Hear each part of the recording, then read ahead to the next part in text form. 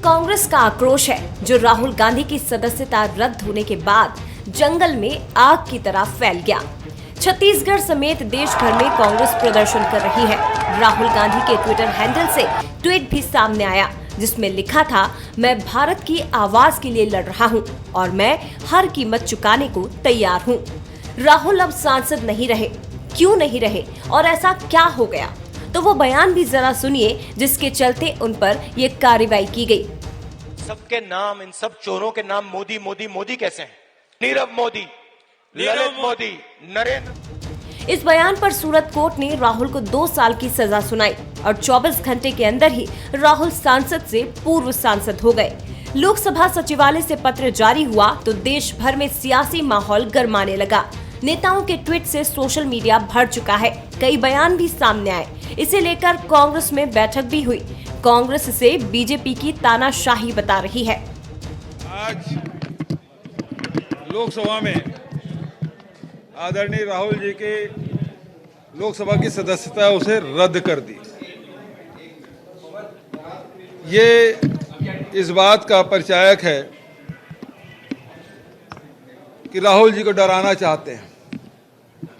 वो राहुल जी जो पूरे हिंदुस्तान के लोगों को कहते हैं डरो मत, उसे डराने की कोशिश। राहुल गांधी जी हमारे सर्वोच्च नेता हैं। लोकसभा में उन्होंने केवल इतना ही पूछा था कि अडानी से आपके क्या रिश्ते हैं, अडानी को संरक्षण कौन दे रहा है। तो जवाब देने के बजाय इस मामले को दूसरे तरफ डाइवर्ट करने के लिए ये सारी चीजें हो रही हैं। मैं समझता हूँ कि लोकतंत्र के लिए उचित नहीं है। राहुल जी को सफाई का, अपनी बात कहने का अवसर मिलना ही चाहिए था। राहुल की संसद सदस्यता खत्म करने को लेकर बीजेपी नेता भी तंज कसने का मौका नहीं छोड़ रहे। वे इसे कानूनी प्रक्रिया बता रहे हैं। घटना की प्रतिक्रिया आ रही है। ये न संविधान को मानते, न कानून को मानते, न कायदा को मानते, न न्यायालय का सम्मान करते। ये कोई भारतीय जनता पार्टी का फैसला नहीं है, ये कोई प्रधानमंत्री का फैसला नहीं है। ये फैसला न्यायालय का किया गया फैसला है। कानून में से बड़ा कोई नहीं होता। तो ये कांग्रेस पार्टी कल से जिस प्रकार से न्यायालय के फैसले के खिलाफ और आज लोकसभा के निर्णय के खिलाफ जो बातें कह रहे हैं, ये अत्यंत दुर्भाग्यजनक है। ये प्रजातंत्र के लिए ठीक नहीं है। कांग्रेस पार्टी एक तरफ माफी मांगने के बजाय जिस प्रकार से बातें कह रही है, ये दुर्भाग्यजनक है। नेताओं की बयानबाजी से इतर अब राहुल के पास क्या ऑप्शन है, इसको लेकर भी चर्चाएं गर्म हो रही है। राहुल गांधी हाई कोर्ट में चुनौती दे सकते हैं। सूरत कोर्ट के फैसले पर यदि स्टे लगा तो उनकी सदस्यता बच सकती है। हाई कोर्ट यदि स्टे नहीं देता है तो सुप्रीम कोर्ट का दरवाजा खटखटाना होगा और सुप्रीम कोर्ट से स्टे मिलने पर राहुल गांधी की सदस्यता बच सकती है। राहत नहीं मिली तो वे 6 साल तक चुनाव नहीं लड़ पाएंगे। इधर कांग्रेस ने डरो मत कैंपेन शुरू किया है और राजनीतिक और कानूनी लड़ाई लड़ी जाएगी। लेकिन इस मामले ने सन 1978 के उस वाकये को याद दिला दिया जिसके बाद इंदिरा गांधी की सदस्यता चली गई थी और इसके बाद जो हुआ वो पूरे देश ने देखा। तो क्या 45 साल बाद इतिहास फिर खुद को दोहराएगा? नमस्कार, आज के मुद्दे में आप सभी का स्वागत है। मैं हूं आदित्य नामदेव। जिस तरह से आज दिन भर राहुल गांधी की लोकसभा सदस्यता रद्द होने के बाद जो बवाल मचा छत्तीसगढ़ में, ये बवाल 2018 के विधानसभा चुनाव के पहले की याद दिलाता है। हालांकि छत्तीसगढ़ में भी चुनाव होने में काफी समय है, लेकिन जिस तरह से दोनों ही पार्टियां, कांग्रेस के ऊपर आरोप है कि कांग्रेस सबसे पहले जाकर भारतीय जनता पार्टी के एकात्म परिसर में कालिक पोतती, उसके बाद भारतीय जनता पार्टी के कार्यकर्ता आते हैं और कांग्रेस भवन में प्रदर्शन करते हैं। उसमें यह भी आरोप लगता है कि पथराव हो गया, उसमें भी आरोप लगता है कालिक पोती गई। कुल मिलाकर दोनों ही पार्टियां, चूंकि ये फैसला लोकसभा का है, भारतीय जनता पार्टी का कहना है ये फैसला न्यायालय का है।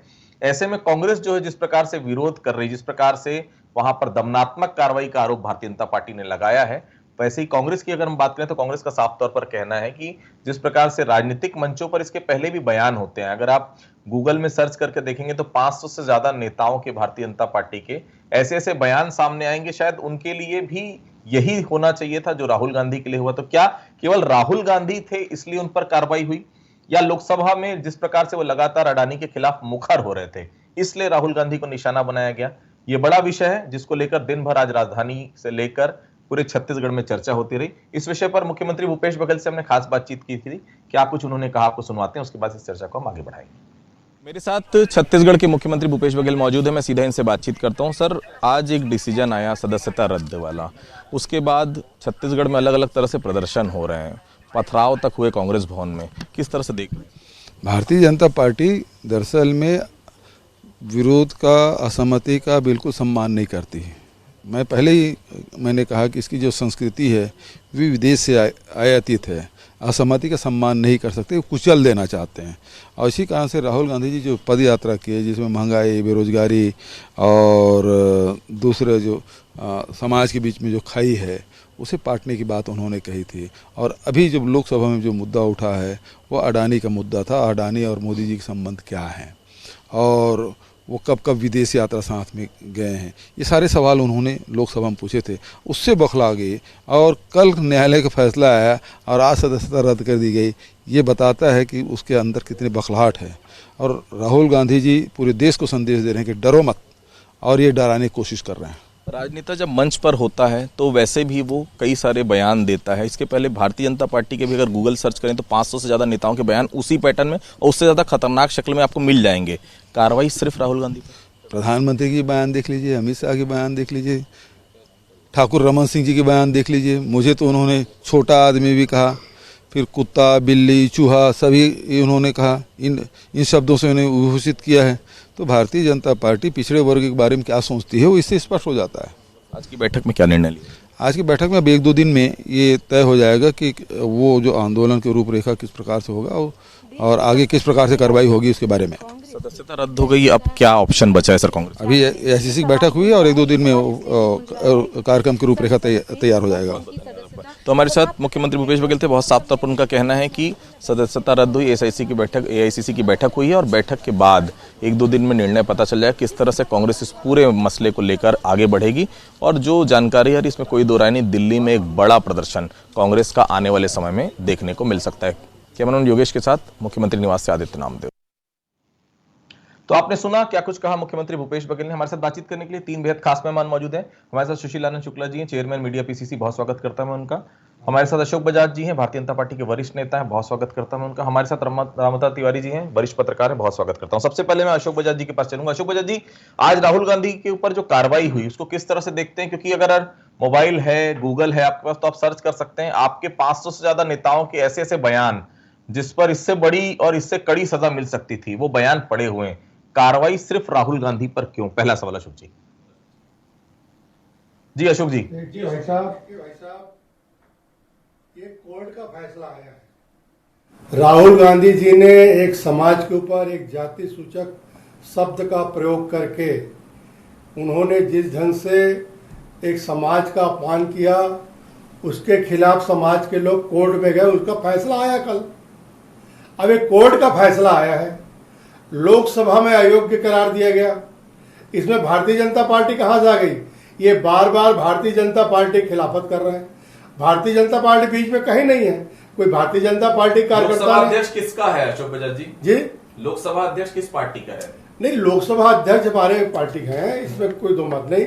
लेकिन ये संवैधानिक दायरे में हुआ है। कांग्रेस वाले ये बता दें कि गैर संवैधानिक कृत्य है तो कोर्ट में चैलेंज करें, सुप्रीम कोर्ट में जाके चैलेंज करे कि लोकसभा अध्यक्ष का फैसला गलत है, तब जाके मामला बनेगा। लेकिन ये सड़क की लड़ाई लड़ रहे हैं, कार्यालय में जाकर जिस ढंग से पथराव कर रहे हैं और कालिक पोत रहे हैं, ये देश के वातावरण को खराब करने का प्रयास कर रहे हैं। आप याद करिए, पिछले साल राहुल गांधी ने विदेश की धरती में जाकर कहा था कि हमने मिट्टी तेल छिड़क दिया है देश में, एक तीली की जरूरत है। तो उसका अब ये रूप दिख रहा है कि किस ढंग से ये लोग देश को जलाने का प्रयास कर रहे हैं। सुशील जी, ऑप्शन क्योंकि बहुत साफ है, हाई कोर्ट, सुप्रीम कोर्ट, ये 2 जगह आप जा सकते हैं। लेकिन कुल मिलाकर कांग्रेस के सब कार्यकर्ता बहुत आक्रोशित हैं और आक्रोश कहीं ना कहीं सड़कों पर नजर भी आ रहा है। किस तरह से कांग्रेस पार्टी इस पूरे विषय को लेकर, इस पूरे आंदोलन को जनता से जोड़कर आगे बढ़ाएगी? सुशील जी। देखिए आदित्य जी, राहुल गांधी विपक्ष के ऐसे नेता हैं जो लगातार केंद्र सरकार की जन विरोधी नीतियों के खिलाफ मुखर होकर आवाज उठा रहे हैं। और यही चीज़ भारतीय जनता पार्टी, विशेष तौर पे जो तानाशाह प्रवृत्ति के भारतीय जनता पार्टी के प्रधानमंत्री हैं, उनको चुभ रही है कि उनकी मुखालफत कैसे की जा रही है। राहुल गांधी हिंडनबर्ग मामले के खुलासे के बाद लगातार अडानी के घोटाले को संसद में उठा रहे हैं। संसद में उनके आवाज़ को म्यूट कर दिया जाता है। राहुल गांधी 4100 किलोमीटर की भारत जोड़ो यात्रा करते हैं। भारत जोड़ो यात्रा के दौरान जब कोई सवाल आता है मीडिया के माध्यम से उसको उठाते हैं तो उसके खिलाफ में दिल्ली पुलिस को आगे करके उनको नोटिस भेजा जाता है। राहुल गांधी विपक्ष की आवाज़ है, विपक्ष की मुखरता से राहुल गांधी विपक्ष में अकेले ऐसा नेता है जो मुखरता से मोदी का विरोध कर रहे हैं। तो राहुल गांधी जी की संसद सदस्यता को समाप्त करने का षड्यंत्र रचा गया। अभी भारतीय जनता पार्टी के हमारे वरिष्ठ सहयोगी बोल रहे थे कि इसमें भारतीय जनता पार्टी कहाँ से आ गई। मैं बताना चाहता हूँ भारतीय जनता पार्टी कहाँ से आ गई। भारतीय जनता पार्टी का विधायक राहुल गांधी के खिलाफ कोर्ट में जाता है। कोर्ट, जिस कोर्ट ने फैसला दिया, उसी कोर्ट ने राहुल गांधी जी के खिलाफ जो फैसला दिया, 30 दिन तक अपने फैसले को मुलतवी रखा है। उसने कहा है कि 30 दिन तक आप इस फैसले के खिलाफ ऊंची अदालत में जा सकते हैं। उस 30 दिन का ग्रेस पीरियड समाप्त नहीं होता है, लोकसभा अध्यक्ष आनंद फानंद में राहुल गांधी जी की सदस्यता समाप्त करते हैं। ये भारतीय जनता पार्टी का षड्यंत्र नहीं है। देश का बच्चा बच्चा समझ रहा है कि मोदी जी डर गए हैं। इस देश को एक ऐसा प्रधानमंत्री मिला है जो बातें 56 इंची सेना की करता है, लेकिन वो कायर है, वो डरपोक है, वो भीरू है। वो एक ऐसी आवाज से डर रहा है जो उनके भ्रष्टाचार को उजागर कर रहा है। मोदी जी राहुल गांधी की आवाज को लोकसभा में नहीं उठाने देते हैं। सारे के सारे विपक्षी दल ज्वाइंट पार्लियामेंट्री कमेटी की बात करते हैं। पहली बार ऐसा हो रहा है कि देश में सत्तारूढ़ दल संसद को नहीं चलने दे रहा है। पहली बार देश में ऐसा हो रहा है कि प्रधानमंत्री देश के सबसे बड़े घोटाले के खिलाफ में एक शब्द भी बोलने के लिए तैयार नहीं है। पहली बार ऐसा हो रहा है कि LIC जैसी संस्था, SBI जैसी संस्था, जिसमें हमारे आप जैसे गरीब आदमी, मध्यम वर्ग का आदमी अपने गाढ़ी कमाई का पैसा लगाया हुआ, उसका पैसा आज खतरे में पड़ा हुआ है। देश की संसद में उसके खिलाफ आवाज उठ रही है। सरकार, केंद्र सरकार मौन बनी हुई है। माननीय बजाज जी बोल रहे थे कि भारतीय जनता पार्टी के कार्यालय में पथराव हुआ। गलत बोल रहे हैं। पथराव तो हमारे कार्यालय में हुआ, कांग्रेस भवन में हुआ, राजीव भवन में हुआ, जहां पे सैकड़ों की संख्या में भारतीय जनता पार्टी के गुंडे आए और पत्थर भर भर के आए थे, नुकीले हथियार लेके आए थे।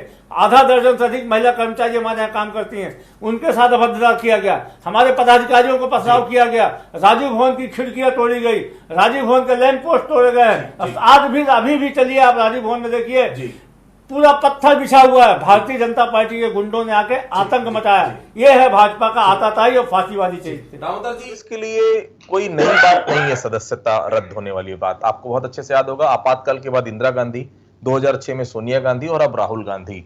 कांग्रेस निशाने पर है, ये तो साफ तौर पर नजर आ रहा है। ये जिस तरह से राहुल गांधी की सदस्यता रद्द हुई है, ऐसा नहीं लगता कि बैठे बिठाए कांग्रेस को एक संजीवनी मिल गई हो कि कांग्रेस को अब 2024 के लिए किसी तरह से लोकसभा चुनाव जीतना है और सत्ता में काबिज होना है? कार्यकर्ताओं के लिए ये कहीं ना कहीं संजीवनी जैसा काम नहीं करेगा रामतर जी? देखिए, इसमें तीन बात है।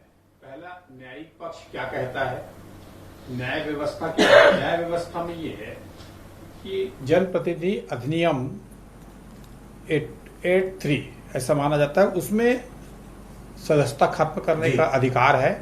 उसके बाद 84 जो आता है, उसमें सदस्यता को बहाल करने की अपील करते हैं। उसी अपील को तहत उनको जमानत मिली है और हाईकोर्ट जाने कहा गया है। इस मामले में वो डीजे कोर्ट में जाएंगे, उसके बाद हाईकोर्ट। अभी उसके पास पूरे कानूनी तरीके से अधिकार हैं, पहली बात।